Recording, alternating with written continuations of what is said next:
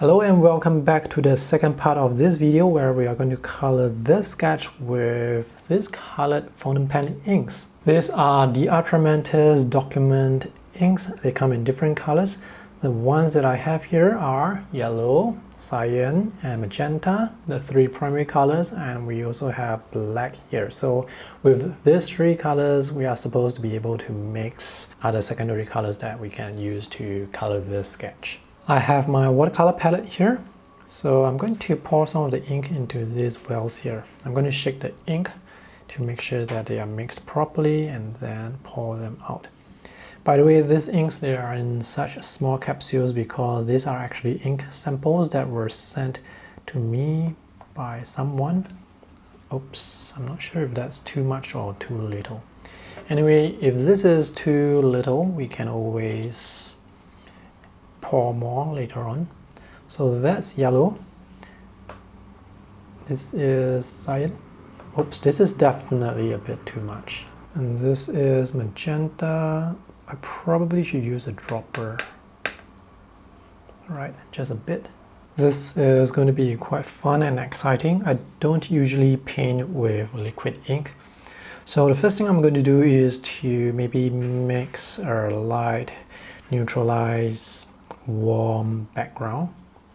So I'm going to take some ink here just to mix that background color. So the ink is definitely very concentrated. So I need it to be more yellow and less green. So let's neutralize this with more red. So each time I add a bit more ink, because the ink is so concentrated, the color immediately shifts to the color that I added. Maybe I'll just mix it on the paper itself. Okay, let's paint here. Let's add a bit more water to it. So this color seems fine. We have more magenta here. This is definitely very different from watercolor. Let's see if we can get some skin tone. So I added yellow and magenta together with a tiny bit of blue. So let's see. Alright, this is definitely a bit too yellow. Probably should have neutralized it a bit more. Anyway, what's done cannot be undone. Maybe it will dry lighter and look better later on. So for the red chair here, I will be adding some yellow to magenta. This is going to be more magenta. So let's paint. Oh, this looks nice. So let me leave that white line there for the highlight. I may want to add more magenta. The way the color mixes is very nice. This color is very solid, very intense, but not as vibrant, I would say, compared to watercolor. Maybe it's just because of the paper that I'm using. I believe in the earlier video I said I did not want to color the background, but these colors, they are enticing me to color the background. So let's just do that. When painting with ink, it does feel, the process is a bit different from painting with watercolor.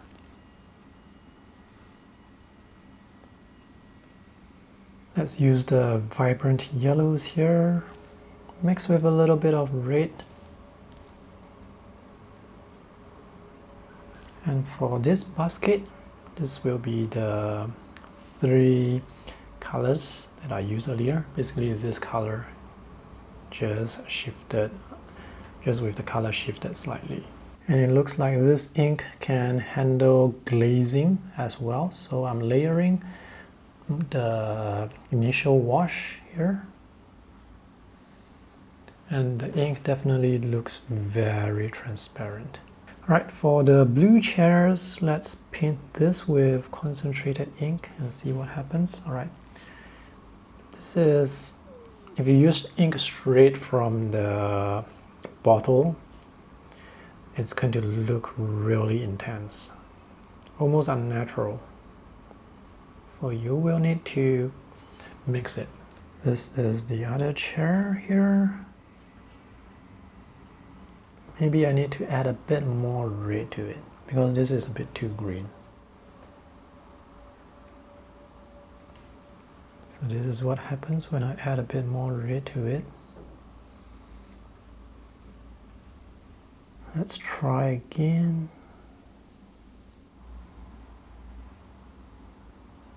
We'll mix the shadows later.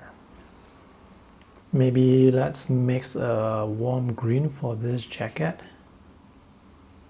instead of the dull green from the reference photo. This is more magenta added. So if I add more magenta, it's going to make the green really dark.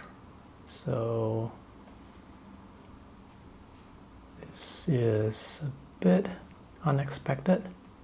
This is actually not what I want, but it actually looks quite nice. So for the pants, I'm going to color it darker. So far I have not used black yet. So with these 3 primary colors, it seems like it's good enough. I was able to mix all the colors that I want.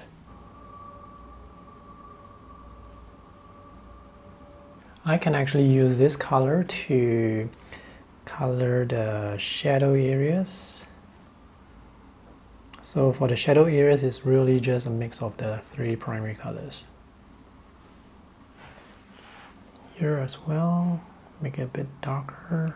For the newspaper, maybe a lighter wash of gray here as well. So now this color is really starting to look nice. You do have to practice the mixing, if not, some of the colors are too glaring. For the ground, it's going to be a light wash. This is a bit too dark. Because the ink is so concentrated, it can be a bit difficult to get the color. This is a bit too dark. And this doesn't seem to be the gray that I want.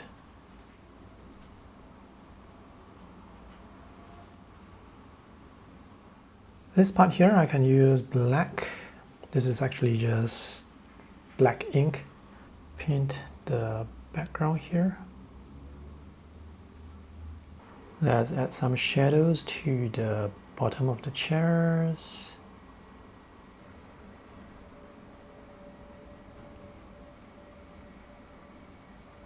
So this is the mess that I have just made, but it's a good learning experience. There are a few things that I learned. This is ink, so it dries very quickly. After I painted the initial wash, I could probably add the second layer after 1 minute. So this dries very fast, much faster compared to watercolor. So if you're someone who likes to work fast and like to use layers, liquid ink may be the way to go. The colors straight out from the bottle or from the capsules that I have, they are very intense, so you definitely need to mix the colors around. If you're just using colors straight from the tube, it's going to look a bit unnatural. Like for example here, this is a bit unnatural. Here it's a bit more natural. I mixed this quite a bit, and the neutral grays, they are more natural. So you can add more water to dilute the colors. I like this color from yellow and magenta. This looks like a very nice red. And this is a blue that I like. This is neutralized, much neutralized with the 3 primary colors. This painting style that I have here, it's a bit patchy. We can see patches here and there, and also the paper, it's not that good. The sizing is a bit off here. The other thing to note is you do not need to use a lot of ink because the ink is quite concentrated. So if you are using an ink bottle, definitely get an eyedropper. So earlier on I accidentally poured out too much blue, and blue or this cyan, it's very strong, so you don't need so much.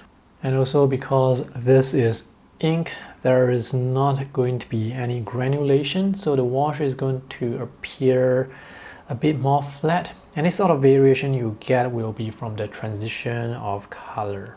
And check out the ink lines. These are very solid because the paper is very smooth. So the lines, they have pretty sharp edges. And these inks, they are the Atramentis document ink. They come in selected colors. The range is not as wide compared to watercolor. These inks, when they are dry, they are waterproof, so you can add subsequent layer and the initial wash that you applied, it's not going to reactivate. Let's see what would happen if I were to draw on the ink wash. Alright, this is very interesting. Now with watercolor, when you apply ink over the watercolor, the lines are going to be thicker, they are going to expand, but here the lines come out just as if I'm drawing on paper without watercolor applied. So this is definitely quite interesting. So these inks, they are definitely very fun to use, and when you keep them in small capsules like this, you can actually bring them outdoors to use them outdoors, but you will of course need to bring a separate palette. So I had great fun drawing and painting this sketch. So that's all for today's video. If you have any questions, let me know in the comment section below. Thanks for watching. See you in the next one. Bye.